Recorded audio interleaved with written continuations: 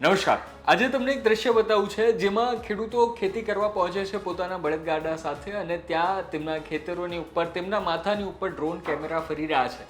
ત્યાં ઘણા બધા પોલીસોની હાજરી છે અને સંભવિત રીતે તેમને રોકવામાં આવશે કે કેમ, અને જો રોકવામાં આવશે તો શું પરિસ્થિતિ થશે તેની ઉપર આ સમાચાર છે. પરંતુ ગુજરાતમાં કોઈ ખેડૂત જ્યારે ખેતી કરતો હોય ત્યારે આવા ડ્રોન અને પોલીસ અને વન વિભાગના અધિકારીઓ ત્યાં હાજર નથી હોતા, પરંતુ આ ઉમરપાડામાં આવેલા આ ખેતરોમાં, આ જમીનોમાં કેમ આવું થયું છે તેની આજે વિસ્તારપૂર્વક ચર્ચા કરવી છે.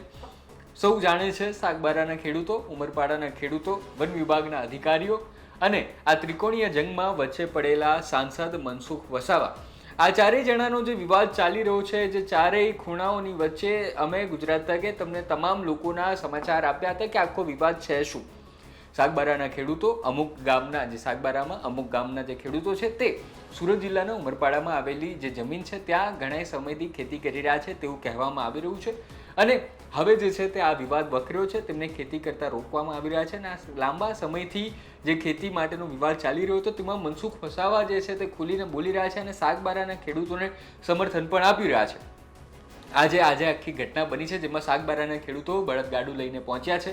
તે ગયા શનિવારે જ બનવાની હતી અને ત્યારે મનસુખ વસાવા એ એલાન કર્યું હતું કે આપણે ત્યાં જઈશું, ગાંધી ચિંધ્યા માર્ગે જઈશું અને આપણે જમીન જે છે તમે જ્યાં વર્ષોથી ખેડી રહ્યા છો ત્યાં આપણે તમારી સાથે હું આવીશ અને તમે જમીન ખેડજો. પરંતુ ઘણો બધો વરસાદ હતો અને વરસાદની સાથે સાથે ગાંધીનગરથી 3 મંત્રીઓનો ફોન મનસુખ વસાવાને આવ્યો હતો કે દાદા તમે રોકાઈ જાઓ, અમે તંત્ર સાથે વાતચીત કરીશું અને આ ઉકેલ લાવીશું. પરંતુ આજે અઠવાડિયું થયું છે, કોઈ ઉકેલ આવ્યો નથી અને અહીં મનસુખ વસાવા જે છે તે આખો મોરચો સંભાળી લીધો છે અને તેમણે સાગબારાના ખેડૂતોને ગઈકાલે જ એટલે કે 7મી ઓગસ્ટે જેવું કહી દીધું હતું કે તમે ખેતરે પહોંચો, બળદગાડા લઈને પહોંચો અને ખેતી જે છે તે ચાલુ કરો, હું તમારી સાથે જ છું. ને આજે સવારે જે છે તેઓ લોકો ખેતી કરવા પહોંચ્યા હતા અને ત્યાં વન વિભાગના અધિકારીઓની પણ હાજરી હતી. હવે આમાં રાજકીય કઈ રીતે ભૂચાલ આવી શકે છે તેની થોડી વાત કરવી છે. પહેલા તમે મનસુખ વસાવાએ ગઈકાલે જે સ્પીચ બોલી તે તમે સાંભળો. ક્યારેક મને ગુસ્સો આવે છે. તે દિવસે થોડા ગયા શનિ રવિ અહીંયા આવ્યો હતો, મેં એલાન કર્યું આપણે ખેડવા જવા માટે, મેં સાથે આવવાનો હતો, હું સાથે આવવાનો હતો ખેડાણ કરવા માટે, પણ મેં સરકારમાંથી મંત્રીઓ મને ભલામણ કરી કે મનસુખભાઈ તમે જાઓ ને આપણે બેસીને ઉકેલ લાવીશું, શાંતિથી ઉકેલ લાવીશું, આનાથી સંઘર્ષ થશે. તો મેં અહીંયા અપીલ કરી અને અહીંયાથી જતો હતો તે વખતે મારી ગાડી રોકી, બે બસો રસ્તા પર મૂકી દીધું. હવે શું કરવાનું? હવે મારી જગ્યાએ બીજો હોય તો લાફો જ મારે ને. હું કાયદાને સમજુ છું, હું ના પાડું, પણ આ ઉશ્કેરે છે કોણ? ઉશ્કેરે છે કોણ? અમારા જેવાને ઉશ્કેરે છે કોણ? આ ફોરેસ્ટના અધિકારીઓ. તમને શા માટે કાયદાની પ્રમાણે ચાલો ને ભાઈ? કાયદો શું બોલે છે? કાયદો એવો બોલે કે સુરત જિલ્લાને તમે ખેડવા દો છો, ઉમરપાડાને ખેડવા દો છો, તો સાગબારા તાલુકા પણ ખેડવા દો. 2002 થી આ ખેડે છે તો 2002 થી પેલા લોકો પણ ખેડે છે. કાયદો તો આ છે ને. તો જૂનાને તમે ખેડતા અટકાવો છો ને નવા તમે ચાલુ કરાવો છો, એ ક્યાંનો ન્યાય?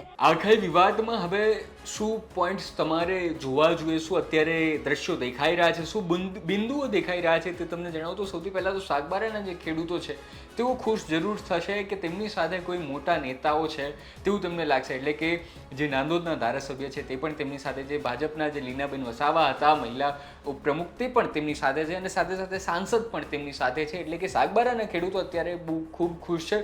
પરંતુ તે જ ઉમરપાડાના જે ખેડૂતો છે, ઉમરપાડાના જે આદિવાસીઓ છે તેમની લાગણી દુભાઈ, તેમાં પૂરેપૂરી સંભાવના રહેલી છે. તેમને પણ આ તેમની જમીન પર કે તેમના વિસ્તારમાં જે ખેતી કરવામાં આવે છે તેમાં તેમનો વિરોધ રહેલો છે. એટલે કે ઉમરપાડાના ખેડૂતો જે છે તે નાખુશ થશે. અને હવે આખી આ બબાલમાં જે વન વિભાગના અધિકારીઓ છે, જે પોલીસ છે, તેમની સાથે ઘર્ષણ થવાની પણ સંભાવનાઓ રહેલી છે. કારણ કે અત્યારે તમે જોશો તો ખેડૂતો જે છે તે આવી ચૂક્યા છે અને સાથે સાથે વન વિભાગના અધિકારીઓ અને પોલીસ પણ આવી ચૂક્યા છે. પરંતુ મનસુખ વસાવાનું એવું કહેવું હતું કે આપણે ગાંધી ચિંધ્યા માર્ગે જઈશું, સત્યાગ્રહ કરીશું, આંદોલન નહીં કરીશું. ભલે એ લોકો ગુસ્સો અપાવતા, આપણે અહીં જે છે તે કાયદો હાથમાં નહીં લઈશું. અને વારંવાર મનસુખ વસાવા પોતાના જ પ્રતિદ્વંદી એવા ચેતર વસાવા તરફ આંગળી રાખીને કહેતા રહેતા હોય છે કે મને ખબર છે કાયદો શું છે, એટલે હું કોઈની ઉપર હાથ ઉપાડું કે ગાળો આપું તેવું નથી. હવે જોવાનું રહ્યું કે આખા ઘર્ષણમાં મનસુખ વસાવા કેટલા શાંતિથી આખો મામલો ટેકલ કરે છે. સાથે સાથે એ પણ રહેવાનું કે જો મંત્રીઓએ શનિવારે જ પાછલા શનિવારે મનસુખ વસાવાને બાંહેધરી આપી હતી, ખાતરી આપી હતી, એક નહીં 3 મંત્રીઓએ જો બાંહેધરી આપી હતી છતાં પણ આ મામલો ઉકેલ ન આવ્યો તો તેને શું સમજવું? શું અધિકારીઓ આ મંત્રીઓને ગાંઠતા નથી કે કેમ? કે પછી આ મામલો કંઈક બીજો જ છે? અને સાથે સાથે એ પણ છે કે અધિકારીઓ સાથે મનસુખ વસાવાનો સીધો ટકરાવ જોવા મળી રહ્યો છે. અધિકારીઓ પર જ આખો મામલો જે છે તે ઢોળવાની કોશિશ અત્યારે મનસુખ વસાવાએ કરી છે. અધિકારીઓ હવે આમાં કઈ રીતે ભાગ ભજવે છે તે પણ જોવાનું રહ્યું. ને સાથે સાથે બીજી 2 વસ્તુ ખૂબ મહત્વની એ છે કે આખી જે મામલો ચાલી રહ્યો છે તેમાં મનસુખ વસાવાની સાથે જે નેતાઓ છે તે તેમના વરિષ્ઠ ગ્રુપના જે નેતાઓ છે, જે ઉંમરવાળા નેતા છે તે જ છે. આમાં તમે જોશો તો ભાજપના ક્યાંય યુવા નેતાઓ અત્યાર સુધી જોવા મળ્યા નથી. આની ઉપર ખુલીને બોલતા હોય મનસુખ વસાવા જેવું જ નિવેદનો આપતા હોય તેવું ભાજપના યુવા મોરચાના જે નેતાઓ છે, જે યુવા કાર્યકર્તાઓ છે તે દેખાતા નથી. તે ક્યાં ગયા? શું ભાજપ આને અલગ જોઈ રહ્યું છે અને મનસુખ વસાવા અને આદિવાસીઓનો જ મુદ્દો માનીને ચાલી રહ્યું છે? ભાજપ આમાં કેમ કંઈ બોલતું નથી તે પણ જોવાનું રહ્યું. અને સાથે સાથે એ પણ છે કે એલાન કરી દીધું છે આજે મનસુખ વસાવા એ જગ્યા પર હાજર નથી. જોવાનું રહ્યું કે હવે જ્યારે મનસુખ વસાવાની ગેરહાજરી છે, ફક્ત ખેડૂતો છે, વન વિભાગના અધિકારીઓ છે, અને ત્યારે આ નેતા વગરના ખેડૂતો અને દંડા સાથે રહેલા પોલીસના અધિકારીઓ અને તેમની વચ્ચે કઈ રીતે મામલો સર્જાય છે, સુમેળ થાય છે કે નથી થતું, કે પછી રાબેતા મુજબ તેઓ ખેતી કરી શકે છે કે નથી કરી શકતા, તે પણ જોવાનું રહ્યું. આખા મામલે હવે તમને શું લાગે છે કોમેન્ટમાં જરૂર જણાવજો. જોતા રહો ગુજરાત તકને. આ મામલે તમને વિસ્તારપૂર્વક સમાચાર આપતા રહીશું. ધન્યવાદ.